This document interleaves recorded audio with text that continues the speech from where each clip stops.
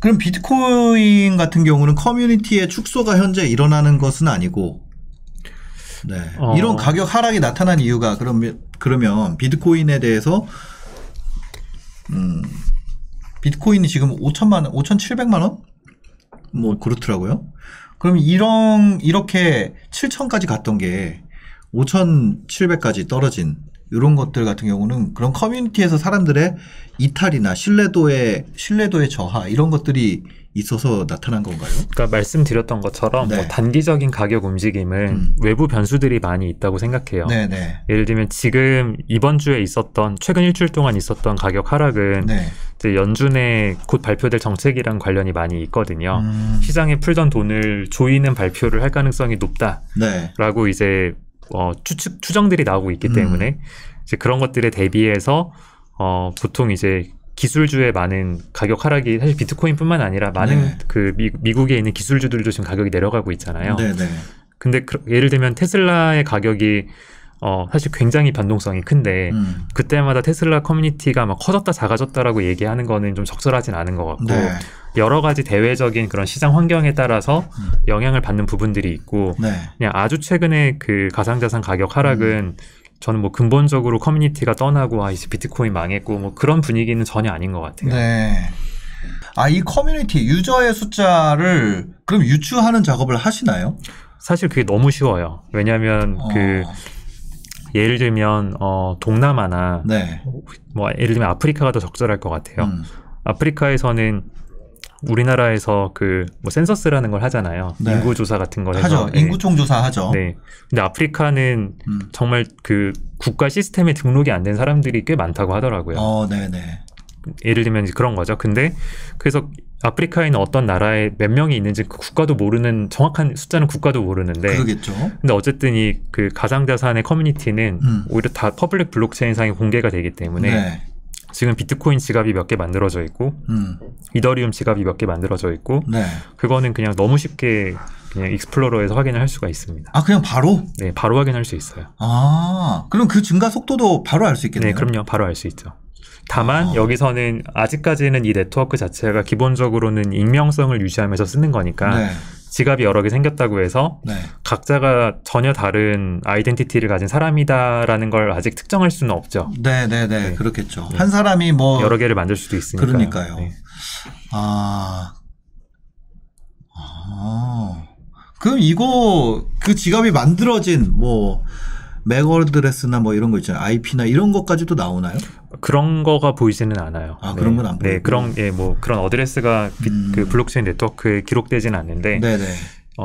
이제 그런 것들을 여러 가지 방식을 통해서 리서치하는 회사들은 있죠. 기본적으로 이 시장에 투자를 할 때는 저는 기술적인 움직임을 보면서 물론 트레이딩 하시는 분들도 있고, 많죠. 네, 뭐 그분들을 제가 뭐 비하하는 건 아닌데, 네네. 어쨌든 제가 드리는 이야기의 취지는 네. 기술적인 분석보다도 굉장히 더 장기적인 관점에서 네. 그냥 1년 단위, 2년 단위, 뭐 혹은 5년 단위로 어떤 방식으로 지금 이 시장이 개발되고 있고 네. 어떤 참여자들이 이 시장에 들어오고 있고 각국에서 어떤 방식으로 네. 정부가 이 자산군을 제도권에 포함시킬 준비들을 하고 있는지 그런 것들을 보신다면 네. 그냥 하루하루의 가격은 지나고 보면 되게 노이즈일 수 있어요. 우리의 삶의 일부분은 아마 게임이나 가상세계에서 활동일 거고 네. 근데 심지어 뭐 저희들만 하더라도 그게 아닌 곳에서의 경험과 추억의 비중도 꽤 컸잖아요. 맞아요. 근데 사실 지금 뭐 애들은 태어날 때부터 스마트폰 가지고 놀고 네. 뭐 유튜브 보고 맞죠. 로블록스 같은 게임 보면은 미국의 16세 이하의 절반 이상이 이미 하고 있는 게임이라고 하는데 네. 그러니까 개념이 좀 더 다른 것 같아요. 저희가 느끼는 개념보다도. 그쵸. 네, 현실 세계 친구 있고 로블록스 친구 아예 따로 있고 그러면은 과거의 관점으로 보면 현실이 네. 더 중요하고 게임은 어딘가 떠 있는 서브적인 개념이기 때문에 그렇죠. 엄마가 오면은 컴퓨터 끄는 네. 그런 건데. 그래서 뭐 접속 같은 옛날 영화 보면 네. 이제 만나잖아요. 접속. 그 가상 세계에 있는 사람이 네. 처음 만나서 신기해하지만 네. 결국 현실이 중요하니까 현실에서 만나고 싶어하는 거잖아요. 네. 근데 요즘 아이들이 그 게임 같은 데서 만나는 개념들, 게임 친구들 보면 굳이 만날 생각도 안 하는 것 같아요. 네. 그냥 그 자체로 하나의 완결된 세계인데 네. 그냥 거기 안에서 친구면 됐지 걔를 왜 꼭 만나야 돼? 맞아. 그런 식의 생각을 좀 다르게 하는 것 같더라고요. 온라인에서는 양극화가 또 없으니까. 네. 네. 그런. 그런 느낌. 그쵸. 우리가 원래는 이렇잖아요. 현실 세계에서 일을 해서 캐릭터한테 우리가 돈을 주잖아요. 그 캐릭터에게 시간을 주고. 근데 반대로 캐릭터가 일을 해서 나를 키울 수도 있는 거지. 사실 레디 플레이어 원이라는 영화만 해도 그런 개념이 좀 나와요. 그래서 네. 그 게임 안에서 돈을 벌어서 네. 빚도 갚고 막 그런 네. 뭐 이 에피소드가 나오거든요. 네. 저는 진짜 그렇게 살았거든요. 네. 대학교 때 저 와우 해가지고 그때 골팟이라고 있었어요. 그 월드 오브 워크래프트를 해가지고 제 생활비로 썼었거든요. 그래서 그 세계가 저를 키웠어요. 블리자드가. 근데 뭔가 그런 세상이 일반적인 세상이 되겠죠. 그래서 저는 그거는 계속 가속화될 수밖에 없다고 생각해요. 저조차도 사실 제가 누군지도 모르잖아요. 사람들이. 그냥 이 안에 있는 거지. 유튜브 안에서 사는 거지 뭐. 결국 그런 세상이 네. 만들어졌을 때 네. 그런 메타버스 세계 안에 가지고 있는 자산들이 네. 다 원화나 달러화는 아닐 것이다. 그렇죠. 라는 거죠. 예, 가상자산이나 그쵸, NFT 그쵸. 같은 것들이 많이 있을 네. 거고. 저는 이제 그런 것들을 뭐 자연 법칙에 버금되는 프로토콜이라고 좀 이야기하는데. 자연 법칙에 버금되는 프로토콜이다. 그러니까 예를 들면, 네. 제가 이 방에서 핸드폰을 들고 있는데, 네. 이 핸드폰을 제가 이 방 안에서만 쓸 수 있고, 네. 뭐 이 방 밖으로 나가는 순간 핸드폰이 없어지거나 네. 작동을 안 한다. 그러면은 이 핸드폰은 비쌀 이유가 없잖아요. 그렇죠. 뭐 그러면 여기서밖에 못 쓰는 이 핸드폰의 앱을 누가 만들지도 않겠죠. 그렇죠. 정말 이 많은 커뮤니티에서 뭐 심지어 제 집에 가서도 쓸 수 있고 미국에 네. 가서도 쓸 수 있고 그런 게 동작하는 게 보장이 되는데 네. 그런 것들은 어떻게 보장이 되냐.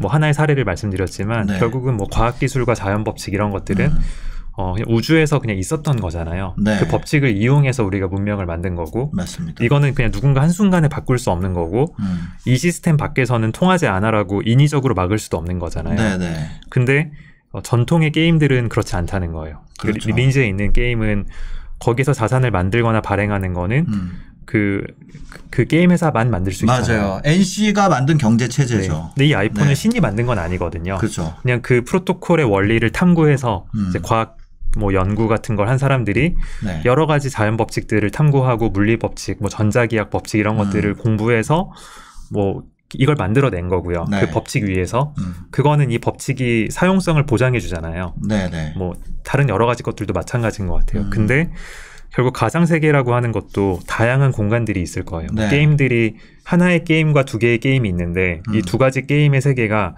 각각 지금처럼 폐쇄적으로 만들어진 놀이공원이고 연결고리가 없다면 그 가치가 굉장히 떨어지겠네요. 가치가 굉장히 떨어지고 네. 그냥 이거 하는 시간 끝나면은 그냥 말씀대로 더 이상 쓰지 않는 가지 네. 않는 낡은 놀이공원이 돼버리는 거죠. 네네. 근데 우리가 사는 현실 세계 중에 발달하는 도시들의 공통점을 보면 네. 끊임없이 새로운 사람들이 들어오고 끊임없이 새로운 컨텐츠가 그 도시로 유입이 되고 네. 전 세계 다른 도시랑 연결되고 뭐 항공편이든 기차든 뭐 그렇죠. 자동차로든 연결되고 개방되고 그런 도시들이 발전하잖아요. 네네네. 그 관점으로 봤을 때 그러면은 어떤 게임 회사가 게임을 만들 때 어디에서 만들어야 되냐. 자기가 만든 서버에 만들면 기본적으로 게임 회사들은 자기의 어떤 게임의 소스 코드를 공개하지도 않고 그렇죠. 그 모든 자산의 발행권은 자기만 가져가고 그게 기술력이니까. 네, 그것들을 그러니까 중앙은행 같은 플레이를 하는 거죠. 네네. 굉장히 작은 국가의 도시 국가의 중앙은행 같은 플레이를 하는 네네. 건데 근데 이거를 이제 블록체인 기반으로 만들어진 생태계 위에서 그냥 우리 게임의 자산을 만들려면 이런 식으로 규칙을 따라서 누구나 만들 수 있어요. 사실 로블록스가 그런 개념을 블록체인은 아니지만 네. 차용한 거고요. 네. 유튜브도 마찬가지죠. 네. 누구나 이 생태계에서 방송을 찍어서 올릴 없죠. 수 있어요. 네. 네, 그런 것들을 공개해 놔서 이제 번영했고 서로 다른 컨텐츠들끼리 또 교류를 하잖아요. 네. 예를 들면 유튜버들끼리 합방도 하고 네. 이 합방을 하는 게 저는 네트워크 이펙트를 만드는 행위라고 생각해요. 그러니까 A라는 유튜버의 커뮤니티와 네. B라는 유튜버의 커뮤니티가 함께 컨텐츠를 만들면 네. 더 풍성해지잖아요. 그렇죠. 네, 서로 더 재미있는 이야기도 나오고 다른 나라에 있었던 관광객들이 넘어오면서 이 네. 나라의 어떤 컨텐츠를 맞아. 소비할 수도 있고 관광의 느낌이구나. 네. 맞아요. 네. 그래서 자유로운 그 관광이라고 표현해볼게요. 자유로운 관광의 개념을 만들어주고 근데 관광이라고 하면은 돈만 쓰고 가잖아요. 네. 근데 그것보다는 그 이상을 할 수 있죠. 그렇죠. 그 도시에 실제로 외부에서 들어온 이민자들이 새로운 건축물을 만들 네. 수도 있고 회사를 만들 수도 있고 그런 것들이 그냥 허용된 어떤 개방된 경제 시스템을 네. 저희들은 이제 진정한 의미의 이제 블록체인 기반으로 만들어진 메타버스라고 부르고 있어요. 블록체인 기반의 메타버스가 지금 존재하나요? 그게 이제 제가 말씀드렸던 뭐 더 샌드박스라든지 네. 뭐 디센트럴랜드라든지 디센트럴랜드나 더 샌드박스 같은 경우는 블록체인 기반의 세계예요. 네, 이더리움 기반으로 만들어져 있죠. 아. 그래서 그 생태계 위에 있는 여러 가지 그 뭐 자원들, 자산들, 네. 뭐 건축물, 뭐 미술관 이런 것들을 누구나 만들 수 있어요. 땅을 가지고 있다면. 네. 그럼 그 땅을 살려면 어떻게 해야 돼요? 가서 이제 사면 돼요. 그러니까 한국에서 네. 내가 짓고 싶은 건물이 있다 네. 하면은 아무데나 지을 수는 없잖아요. 네. 왜냐하면 이 커뮤니티가 통제하고 있는 어떤 이 땅에서 권리를 산 다음에 내가 지을 수 있는 거잖아요. 네. 마찬가지로 디센트럴랜드나 더 샌드박스 같은 이 세계관에서도 네. 랜드라고 하는 개념의 땅들이 있고요. 네. 한정판으로 만들어져 있어요. 이 땅이 무한하면은 가치가 축적될 수가 없잖아요. 그렇죠. 뭐 마찬가지로 비트코인도 개수가 유한하기 때문에 가치가 모이는 거지. 네, 네. 비트코인이 무한하다고 하면 커뮤니티가 생길 수 없죠. 네, 네. 그래서 마찬가지로 거기에 있는 땅을 그 이제 땅에 대한 NFT, 땅도 NFT로 만들어져 있거든요. 네, 네, 네. 그 NFT를 거래하는 거래소들이 있어요. 뭐 아까 그 아이템베이 같은 거 말씀하셨던 네, 네, 것처럼 네. 이런 이더리움 기반의 NFT를 거래하는 가장 대표적인 게 오픈시라고 하는 거래소가 있고요. 네, 네. 그런 거래소에서 땅을 사면은 내 땅이 되고 아하. 그럼 진짜 내 거예요. 거기다 내가 그럼 아무거나 예를 지을 수 들어서 있어요. 초기에 발행한 사람은 네. 결국에는 그게 뭐 탈중앙화라고 했지만 시니어리즈를 갖고 있는 거 아니에요? 그렇죠. 그거는 근데 저는 완전 초기에 만든 사람. 그거는 저는 근데 그 새로운 네트워크를 만들어낸 창업자로서의 인센티브라고 생각해요. 그게 네. 있기 때문에 또 그런 도전을 누군가 하는 거고요. 마치 회사를 자꾸 왜 만들어요? 네. 왜 스타트업들이 자꾸 생겨요라는 질문이랑 똑같죠. 그러니까 완전한 블록체인 기반의 그러니까 그거는 어쨌거나 그 회사가 있는 거고 완전히 아무도 주인이 없는 비트코인 같은 경우 아무 주인도 없잖아요. 그 창업자라는 것도 존재하지 않고 그냥 없잖아요. 네네. 그런 메타버스는 지금 없죠. 지금은 그 시기가 아닌 것 같아요. 왜냐하면 탈중앙화라는 단어가 중요하고 네. 결국은 커뮤니티가 거버넌스를 가져간다는 게 중요한데 네.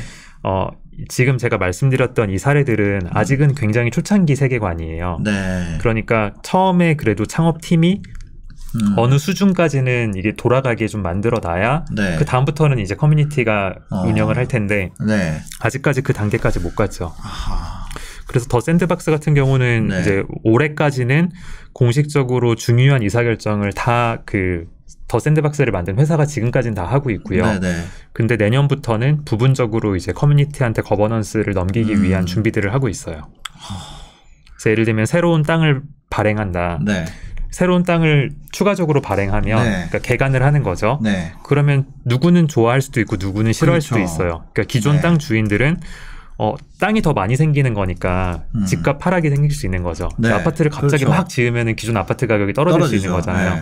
반면에 큰 틀로 봤을 때 근데 이번에 새로 짓는 새로 우리가 만드는 땅은 예를 들면 뭐 한 10%는 뭐 굉장히 유명한 케이팝 아티스트를 입점시킬 거야. 뭐 이런 계획들이 있으면 근데 이거는 오히려 더 새로운 컨텐츠가 우리 국가로 넘어오기 때문에 네. 더 번영할 수도 있겠네. 뭐 이런 생각을 할 수도 있죠. 네. 그럼 그 결정은 누가 하냐? 궁극적으로는 커뮤니티가 하는 거죠. 그러면 커뮤니티라는 건 의사결정이 되게 분산돼 있잖아요. 네네. 그럼 뭐 주주총회를 하는 것도 아니고. 실제로 주주총회 같은 걸 해요. 커뮤니티 네. 그 유저끼리. 네. 그래서 그럼 예를 들어서 하드 포크나 이런 포크가 일어나는 거에 대한 것도 주주총회 같은 걸 하는 거예요? 그건 조금 다른 개념인데요. 네. 그거는 그냥 그 코드 기반으로 할 수 있는 부분의 거버넌스가 있고요. 사실 정확하게 말씀드리면 이더리움이나 비트코인은 아직 거버넌스가 없어요. 네. 그래서 그냥 이 블록을 만들어내는 개발자들끼리 그 얼마나 그 파워를 만들어지는지에 따라서 네. 그 해시레이트를 얼만큼 제공하는지에 따라서 이제 메인 체인을 뭘로 선택하는 거일지에 대한 거버넌스를 만들어 가는데 네. 이제 제가 말씀드리는 거버넌스는 이런 되게 로우 레벨에서의 거버넌스는 아니고 네. 우리가 실제로 생각하는 뭐 국회에 누군가 법안을 만들고 네. 투표하는 좀 더 이런 어플리케이션 영역에서의 거버넌스를 말씀드린 거고 네. 네. 이더리움 같은 경우는 이런 거버넌스 시스템이 없는데 뭐 최근에 등장한 좀 고성능 그 블록체인들 네. 이야기 좀 들어보셨을 수도 있는데 네. 뭐 예를 들면 솔라나 뭐 테라, 네네네. 뭐 아발란체 이런 네. 것들 들어보셨죠? 네. 이제 그런 새로 만들어진 블록체인들은 아예 그 거버넌스가 이 레이어 1에도 탑재되어 있는 경우가 많이 있어요. 네. 결국에 그것을 더 편리하게 하기 위한 기능이 탑재가 돼 있다는 거잖아요. 네, 편리한다고 할 수도 있고 네. 조금 더 민주적으로 의사결정을 내릴 수 있는 도구를 만들어 놓은 거죠. 비트코인을 운영을 하다 보니까 사람들이 부족함을 알게 됐고 그런 것들에 대한 보완들이 계속 나오게 되는 거네요. 진짜 그래서 사야 되는 거야 말아야 되는 거야. 그래서 그러니까 뭐냐면 이런 거예요. 시대에 뒤처질 수 있잖아요. 비트코인이. 그러면 그게 제일 걱정인 거죠. 이미 그런 현상이 나타나는 것이 아닌가. 왜냐면 비트코인이 하락할 때도 다른 코인들 올라가는 경우도 있었거든요. 뭐 반대일 때도 있죠. 네네, 반대일 때도 있고. 근데 이제 뭔가 이런 가상화, 첫 번째 가상화나 탈중앙화, 거버넌스의 이동 다 동의하는데 그것이 지금 코인들의 얘기인가? 또 좀 다른 얘기 아니에요? 뭐 저는 이렇게 생각해요. 네. 지금 뭐 코인마켓캡이라는 사이트 가면은 순위가 이렇게 쭉 나오잖아요. 네네네. 한 3년 뒤에 갔을 때 지금의 100위권에 있는 것 중에 몇 개가 있을까? 저는 그렇게 많지 않을 수 있다는 생각 많이 하거든요. 네. 굉장히 초기 시장이고 여전히 마치 한 10년 전에 혹은 20년 전에 코스닥에 있었던 회사들 랭킹 보면 지금 많이 바뀌었잖아요. 네네네. 심지어 대기업 순위도 많이 바뀌었죠. 네. 이제는 뭐 카카오, 네이버 같은 회사들이 이제 10위권 안으로 대기업으로 이제 등록이 되고 있고 그죠. 그런 것처럼 너무나 초창기이기 때문에 뭐 어떤 변화들이 있을지는 예측하기는 어려운 것 같아요. 네네. 그래서 제가 이제 이런 여러 가지 사례들을 말씀드린 게 그러니까 처음에 이제 이런 시장에 진입하실 때 네. 뭐 저는 비트코인, 이더리움 정도는 그래도 여러 가지 면에서 상징성이나 가장 큰 커뮤니티를 가지고 있는 두 개의 어떤 코인이기 때문에 네. 일단 공부를 하는 관점, 그 다음에 이미 기관 투자자까지 포함한 커뮤니티를 가지고 있는 어떻게 보면은 좀 검증된 네트워크이기 때문에 네. 그냥 크게 그 리스크는 상대적으로 낮은 이제 그런 큰 이익은 없겠으나 상대적으로 그것도 저는 뭐 어떻게 바라보는지에 따라 다를 수 있을 것 같아요. 네. 왜냐하면 지금 이더리움 위에 이제 만들어진 다양한 어플리케이션이 네. 과연 이더리움이 잘 발전한다면 뭐 10년 뒤에 뭐 얼마나 많이 성장이 있을까는 네. 상상의 영역을 벗어날 수도 있다고 생각하거든요. 예를 들면 10년 전에 아마존 AWS 이용해서 만들어졌던 서비스의 규모와 지금과 네. 비교하면은 완전 다르죠. 네, 상상도 못했을 거잖아요. 네, 이런 네. 식으로 클라우드 시스템이 발전할지 네. 몰랐던 네, 네. 것처럼. 그래서 뭐 그러니까 이더리움, 비트코인이 수익률이 과연 낮을까? 그것도 저는 굉장히 어려운 질문이라고 생각해요. 그것만 해도 상상을 뛰어넘게 높을 수도 있고. 네. 근데 저는 이제 이런 질문들에 대해서는 뭐 방송 보시는 분들이 각자 이제 공부를 하시면서 네. 또 이야기도 나눠 보시면서 답을 찾아가셨으면 좋겠고요. 네. 근데 다만 갑자기 이제 그러면 코인 사야지 하면서 이제 막 이름 예쁘고 네. 그다음에 막 최근에 막 급등해서 막 사람들이 몰리고 이제 이런 식으로 투자했다가 네. 펀더멘털이 단단하지 못했던 실제로 커뮤니티가 정말 잘 만들어지지 않았던 코인에 한번 이제 데이고 나서 네. 이거 다 사기다. 함부로 하면 안 된다. 이제 이런 식으로 좀 마상을 입는 분들이 많이 계시잖아요. 그렇죠. 네, 그렇게 되면은 결국 본인한테도 안 좋은 경험으로 남는 거잖아요. 네. 그래서 이제 비트코인, 이더리움부터 조금씩 사면서 그냥 공부를 하시면 좋겠다. 이런 이야기를 드립니다. 이게 만약에 이 방송이요. 지금 2021년 12월 14일이잖아요. 이게 만약에 2018년 방송이었으면은 완전 올라갔으면 개욕 먹을 내용이거든요. 근데 지금 이게 불과 3년 지났는데 2022년이면 이제 4년 지났죠. 4년 사이에 이게 일반적으로 다룰 만한 내용이 된 것 같아요. 그쵸. 무슨 가상세계야, 미친놈아. 원래 그런 거잖아요. 저희도 그런 얘기 진짜 많이 들었어요. 예. 옛날부터 하셨어요? 그래도 저희가 그쵸 뭐 2016년, 17년 뭐 이럴 때부터 저는 이제 이 분야에 관심을 가지고 투자 활동을 했으니까요. 저도 제가 막 이더리움 네네. 2016년에 살 때 저랑 친한 형들이 네. 뭐 이상한 뭐 다단계 폰지 사기에 물린 것 같다. 어. 이더리움에 대한 평가만 해도 그때 그랬어요. 그죠. 그리고 디센트럴랜드라고 하는 그 프로젝트가 2017년에 이제 시작했는데 네. 이더리움 위에 뭐 땅을 팔고 거기에 세계를 만든다는 네. 거를 심지어 이더리움 커뮤니티에 있는 사람들도 많이 믿지 않았어요. 아르헨티나에 있는 회사였거든요. 네네. 근데 뭐 저 같은 경우는 이제 뭐 운 좋게 투자할 수 있는 기회가 있었죠. 창업자도 제가 한국에 초대해서 만나고 네. 좋은 시간을 보내고 지금 이제 좋은 친구가 되어 있는데 네네. 그때만 해도 결국은 그러니까 그때 같이 활동했던 친구들이 굉장히 좋은 친구들이 되어 있는 이유가 남들이 다 이거 사기고 이건 너무 나아갔다. 그러니까요. 근데- 너무 했어. 네. 이런 느낌? 근데 사실 SF 영화에서는 그것보다 더 나아간 얘기를 네. 계속 보여주고 있었잖아요. 네. 그래서 저는 이런 식으로 생각해요. 이제 기술에서 그러니까 기술력이 부족해서 뭘 못 만드는 건 없는 것 같아요. 영생 뭐 이런 걸 제외하고 나면 네네. 치매 치료 이런 거 아직 안 됐죠. 그런 몇 가지 의학적인 난제를 제외하고 나면 인간이 못 만들 수 있는 기술이 과연 얼마나 남았나. 이제 뭐 화성에도 갈 수 있고. 네. 그럼 결국 많은 사람들이 그 이상향으로 생각하는 구체적인 청사진만 있으면 이제 그냥 몇 년 만에 다 만들어지는 세상이 된 것 같아요. 네. 그래서 더 자유로운 어떤 사람들끼리의 어떤 의사결정과 자산의 이동과 어떤 경제활동 네. 이런 것들을 만들어가는 방향으로 저는 인류의 역사가 계속 발전해 왔다고 생각하고 그런 이제 길목에 결국 블록체인과 가상자산이라고 하는 게 네. 차지를 하고 있는 거죠. 아, 그러니까요. 이게